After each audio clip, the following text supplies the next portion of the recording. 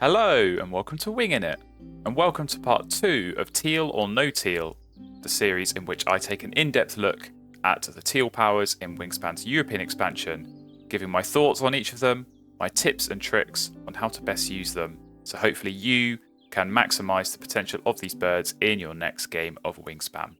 So in part 1, of course, we took a look at the Teal Pabs, those 3 birds that let you play another bird at the end of the round. So if you haven't seen that part 1 already, I would recommend you go and check that one out. But here in part 2, we are going to be taking a look at 2 different types of birds. We're going to be taking a look at tuckers and cachers. So there are 5 of these birds in total. 2 of them are tuckers and 3 of them are cachers. And as with the other Teal powers, they are another way of scoring points at the end of the round, which is always a nice additional strategic option to include in your games of Wingspan. So we will start off here by taking a look at the 2 tucking Teal powers, those being the Ruff and the Hooded Crow. So how do these birds work? Well, have very similar looking powers here. You're essentially tucking cards from your hand behind these birds at the end of the round, and then drawing replacement cards for each one that you tuck. So you're getting that little bit of card cycle, you're getting points as well through the tuck cards. And slight difference here, of course, between the Ruff and the Hooded Crow. The Ruff, you're getting 3 every time, but the Hooded Crow, you're going to be looking at the number of cubes in another player's grasslands and getting a number of tucks equivalent to the number of cubes there. So a subtle difference, and as we will come on to, that does definitely make a significant difference when you're playing in the game. But how do these birds work? There we go. We're getting tuck cards at the end of the round, scoring points, and getting a bit of card circle as well. So what's the real benefit of these birds? Well, as we just said, tuck cards, you get points. So of course we look at something like this Ruff here. It's only 2 points on the surface, but if you play this round 1, and if you get those 3 tucks for each of the 4 rounds, that's another 12 points. So this becomes a 14-point bird for just 2 food, which is absolutely huge. And obviously the points, really, really huge in terms of just helping your score there at the end of the game. But equally, that card cycle, we talk about it all the time when we're looking at base game birds, these kind of tucking birds, where you are tucking a card from your hand and then drawing a replacement. So powerful for just cycling through the deck, filtering through, finding those birds that you want. You're not always going to draw good birds. I'm sure anyone who's played Wingspan has had a lot of experience drawing birds that they don't really like or don't really want to play. So just having this kind of power where you're able to tuck cards from your hand, hopefully improve those by picking up better cards, maybe from the tray, or maybe you're going to gamble from the deck. But this passive card cycle here at the round end is really, really valuable. And something like a Ruff, I'm going to be seeing that picked up most of the time if it's in a starting trade, just because that value from round 1, getting all those extra tuck cards all throughout the game, so powerful. Now, having said all that, there are some drawbacks to these cards that you do need to bear in mind. So of course, first of all, looking at this Ruff, if you do want to use it, you need cards in your hand at the end of the round. And I think in round 1 in particular, that can be quite tricky to have the necessary 3 cards to tuck. Now, of course, you don't have to tuck exactly 3.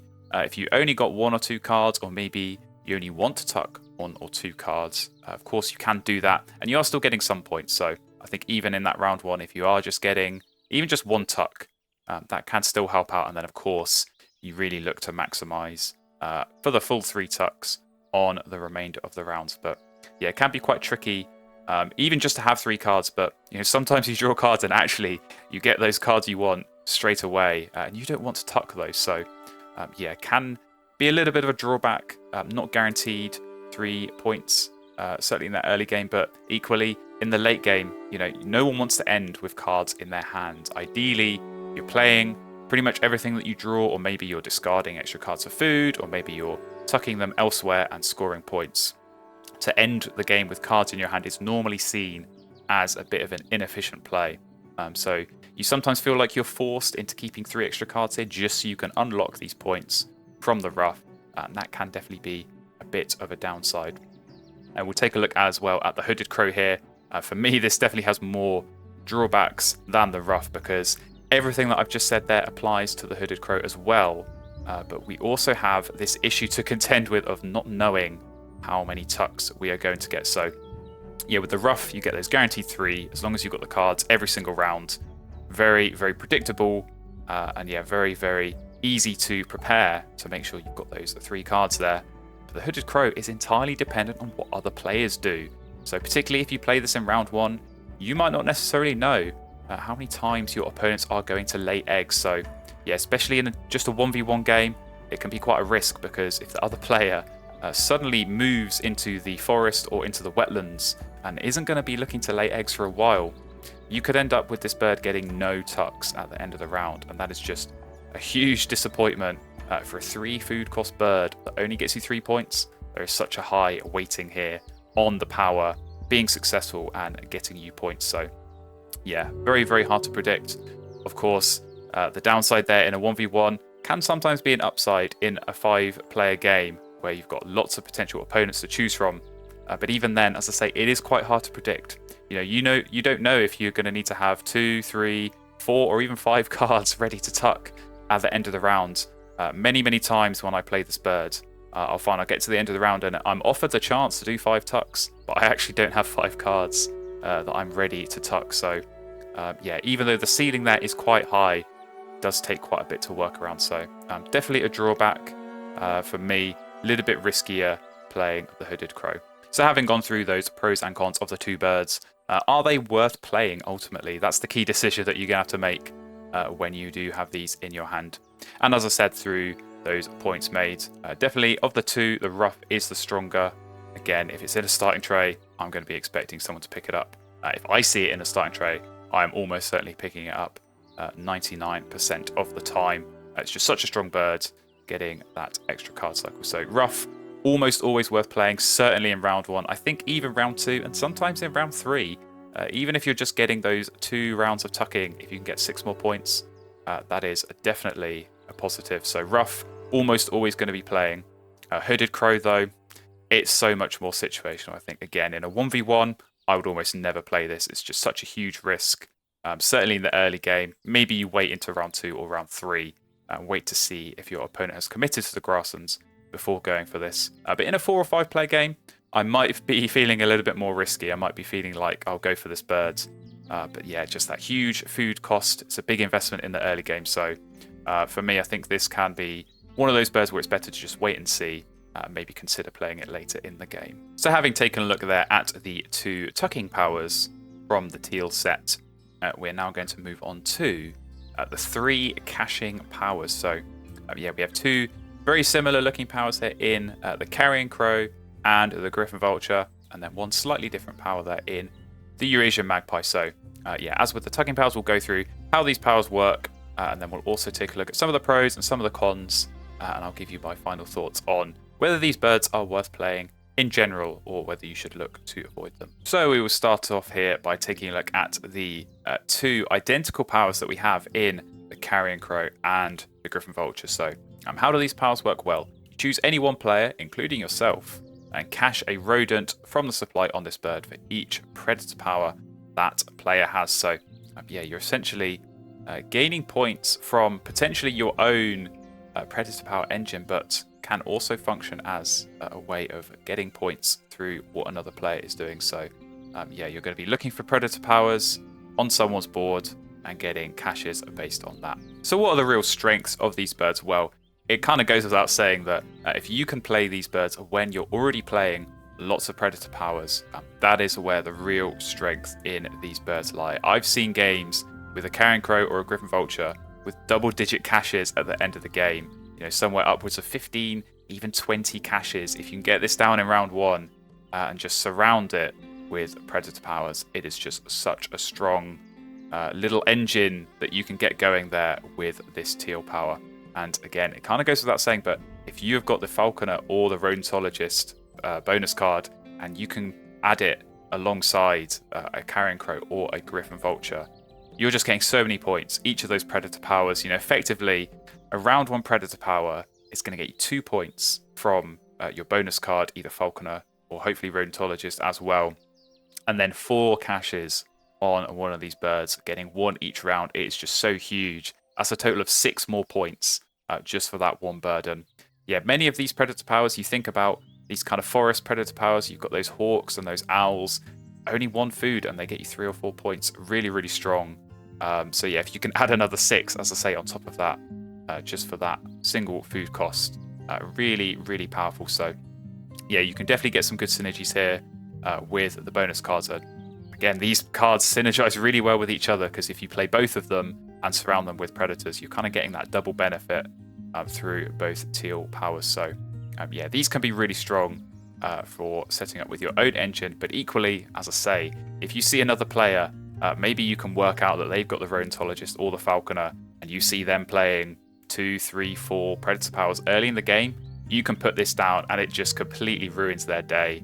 You're getting so many points just from what they're doing, and you don't have to do anything. You can focus on your own game, you can build your own engine, and know that your Carrion Crow or your Griffon Vulture is still just getting those caches, getting those points at the end of the round and at the end of every round.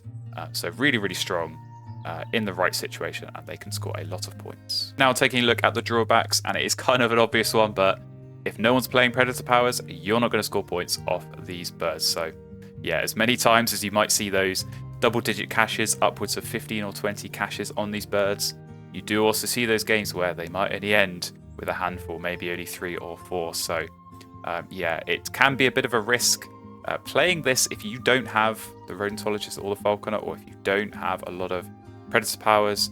Certainly that Griffon Vulture, where you're only getting 1 point from playing it, that really puts a very heavy reliance on the power to do the heavy lifting in terms of getting points for that bird.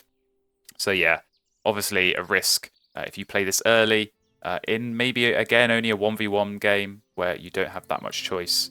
You know, you can really end the game with not a whole lot of caches. So it is one of those very situational kind of powers with these two birds. You kind of have to wait and see. And if you've got a lot of predator powers, go for it. But if you don't have so many in your hand, or you don't see so many on the board for the other players, you might be better off leaving this bird and trying to go for something else instead. And lastly, but by no means least, we're going to take a look at the final bird in this video, being the Eurasian Magpie. So again, this is another caching bird. How does it work? You choose another player, and for each action cube on their grasslands, cache a food from the supply on one of your birds. So you're getting cache food at the end of the round, depending on how many times another player has laid eggs. So where does this bird work well? Well, of course, you're looking at other players to be laying eggs, so it works really effectively as a counter to the grasslands engine. Now we have a few of these kind of birds that we are very familiar with in the base game, being those pink egg-laying birds. So birds like those cowbirds, the cuckoo, goldeneye. You know, every time your opponents lay eggs, you're getting a free egg there.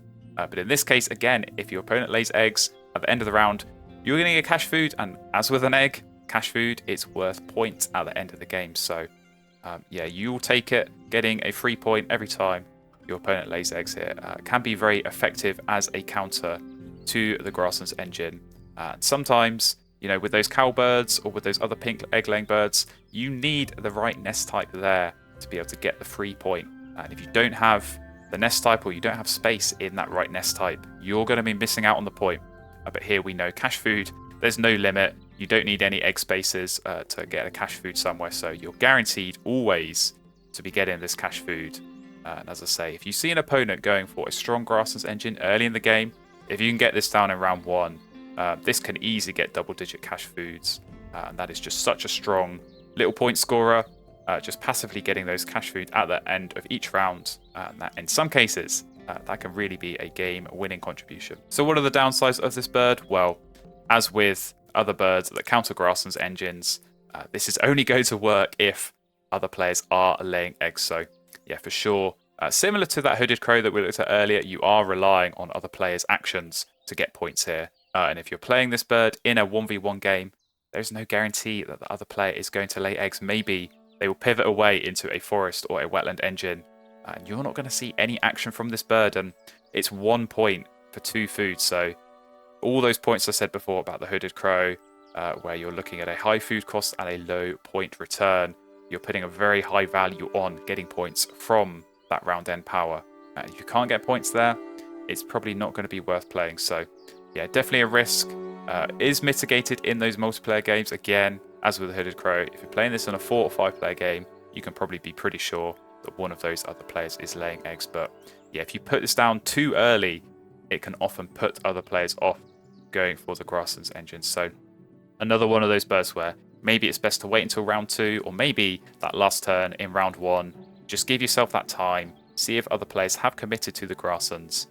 Then you can play this bird and you can really look to get a lot of points passively at the round end through getting these cached food. So there we go, those are my top tips and tricks, taking a look at the pros and cons of the tuckers and the caches from the Teal power set in Wingspan's European expansion.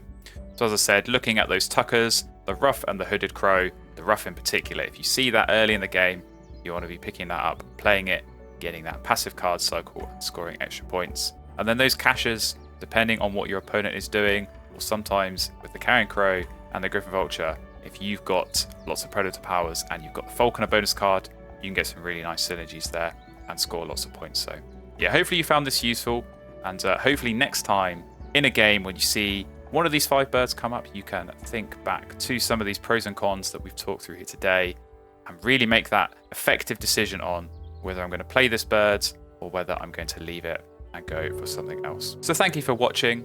And as I said at the start, this is part 2 of Teal or No Teal, where we take a look at an in-depth look at all 20 Teal powers in the European expansion of Wingspan. So if you want to see the future parts of those videos where I give my thoughts and my tips on how to use the other Teal powers in the game, please do hit that subscribe button and stick around and stay tuned.